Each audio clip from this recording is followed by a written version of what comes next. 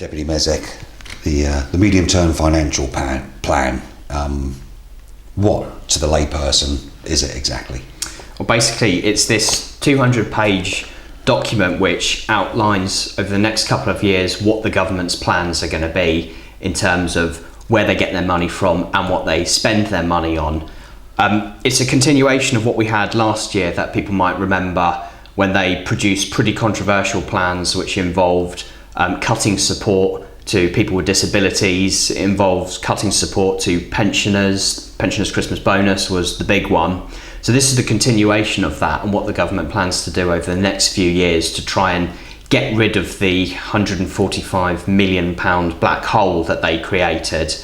So they're now proposing a whole raft of measures which include raising taxes on ordinary working islanders. They're looking to cut a whole range of public services and introduce user pays charges. So they want to cut teachers' salaries. They want to cut back on grants for students who are studying on island, a whole raft of things.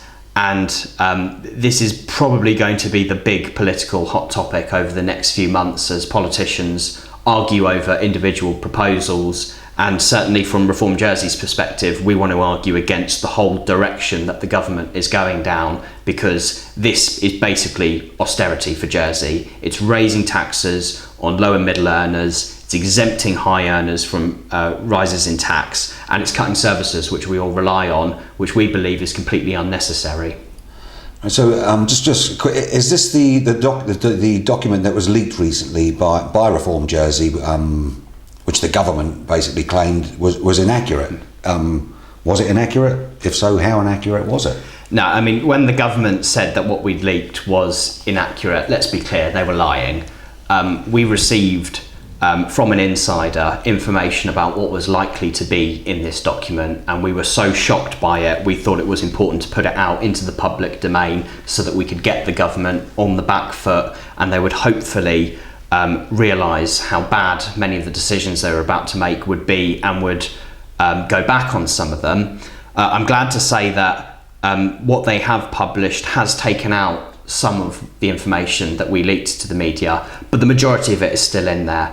We leaked that the government was going to be cutting teachers' salaries. We leaked that the government was going to be cutting grants to various states-funded bodies. What we leaked was absolutely accurate at the time of writing. It was a draft, and thankfully doing that we managed to push the government into withdrawing some of it, which I think is certainly a victory from our part.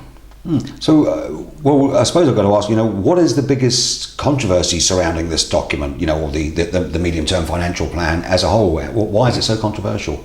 Well, it's setting out the cuts basically for the next few years, which is going to touch every islander. We've already seen cuts to support for the most vulnerable people in the island. Proposals are for user pays charges, which means we're going to have to pay more for services which we currently get for free out of our general taxation. But I think the single most controversial policy has got to be the fact they want to introduce a new tax, a health tax they're calling it. Well, actually they're calling it a health charge. They think if you name something a charge rather than a tax, that it somehow makes it more palatable. They're going to be asking primarily middle earners to pay an extra 1% tax on their income to fund future healthcare costs. Now, this will be controversial, I think, for two reasons. The first is that they're actually exempting the most wealthy people in the island from paying the full rate. Why? It's beyond me. I've got absolutely no idea why. When the government has cut support to the poorest and most vulnerable people and now is asking Middle Jersey to pay more, they're exempting the people who are most able to pay. It's utterly ridiculous. You don't drill for oil where there's no oil. You go to the people who are most able to pay and the people who will miss that income the least. So if you're earning above £164,000 a year, you will not pay the full rate of this new health tax. I think that's morally reprehensible, and I also think it's economically illiterate as well. That's going to be controversial. I think people are not going to like the fact that the government is asking them to pay more when many of them are already struggling to make ends meet, yet it's not asking the very richest in our society to contribute their fair share as well. But the second controversial aspect of this is that it's completely unnecessary. the tax is only going to raise £15 million, is going to cost who knows what to actually implement the tax in the first place, to create the bureaucracy, to hire the civil servants to actually administer it. It's only going to raise £15 million for a health budget that goes into the hundreds of millions. It doesn't really make sense. If you wanted an extra £15 million for health, you would simply raise income tax, because income tax already exists and it's progressive. There are allowances in the income tax system, so the people who would struggle to pay more tax can be exempted, and you leave it only for the people who are most able to pay.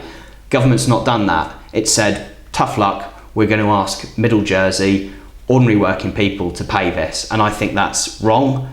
And I think that majority of the public, I believe, will see this as completely unnecessary. They'll see it as a government that isn't really getting to grips with the issues it should be, and accepting that our tax system needs to be simplified, it needs to be made more fair, and instead they're making it more unfair and regressive and more complicated. Simply doesn't make sense. Because I suppose I'm not an economic expert by any stretch of the imagination, but I suppose by targeting Middle Jersey like they seem to have done here, so isn't that going to again sort of like widen the gap between the rich and the poor? Isn't Middle Jersey going to? Isn't there a danger that Middle Jersey is going to fall into the poor category next? Well, exactly. We had not too long ago the publication of the income distribution survey, which basically showed that over the past 5 years, income inequality in Jersey has gotten worse, to the point where we're now actually worse than the UK.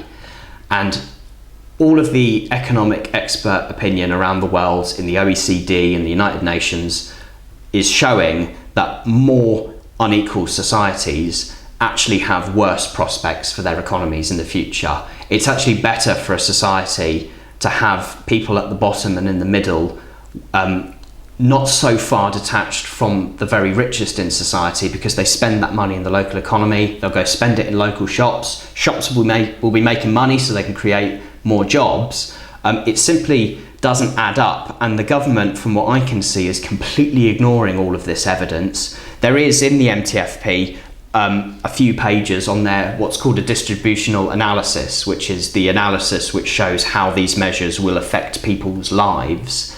The section on how it will affect the lives of the people at the very bottom of the income scale is less than a page on how these measures are going to affect the poorest people in our society. It's madness, absolute madness. Next to no sort of impact assessment. Yeah. Again, exactly. And let's be frank, even if they did have the economic impact assessment, they wouldn't pay attention to it, because they never do.